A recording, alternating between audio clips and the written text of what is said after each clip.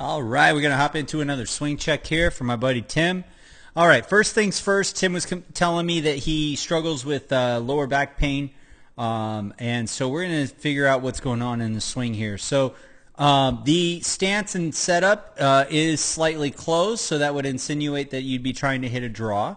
The one thing that really kind of stands out to me, and you had mentioned that in your message that you sent me, was the rounding in the shoulders here. Now, where that's coming from is that first of all, your chest is slightly open, so meaning that your chest is kind of pointing to the left of the golf ball, and that's part of it.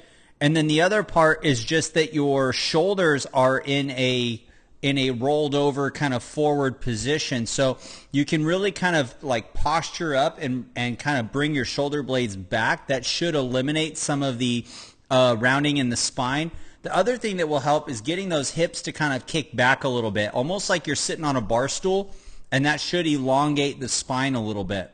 As we continue through here, you can see the club works its way slightly underneath that primary swing plane line, which is totally fine. As we get up to the top of the golf swing, we've got a pretty good solid top position, loading into the right leg, and yeah, it looks good. So the club face is a little bit shut at the top, but that's all right.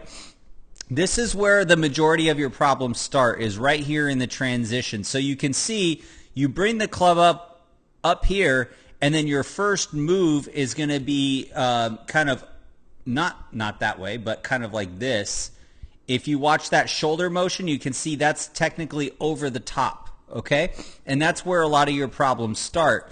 Because now what's going to happen with that over-the-top motion is the shaft of the golf club is now going to be more vertical than it should be. So it's in that position there when it really should be kind of parallel to the primary swing plane line. So that's going to keep the club face out in front of your hands as you see coming down in that hitting zone. Club face is in front of the hands, okay? And so what happens is when the club face gets in front of the hands, you're going to have to get into the hitting zone and pull to the left.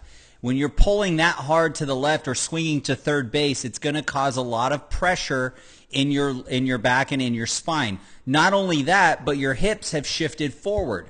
So your hips are thrusting towards the golf ball. So you can see here versus here, your hips have thrusted towards the golf ball and you're standing up and pulling left, okay? So what you really need to focus on here, and it's going to be awkward and it's going to make your swing worse before it gets better, but I promise it's worth it, is keeping the hips back more, driving this right shoulder down so you get the club on plane, and really instead of pulling across the spine, you want to swing out towards that tree, okay, and swing away from the spine. See the difference?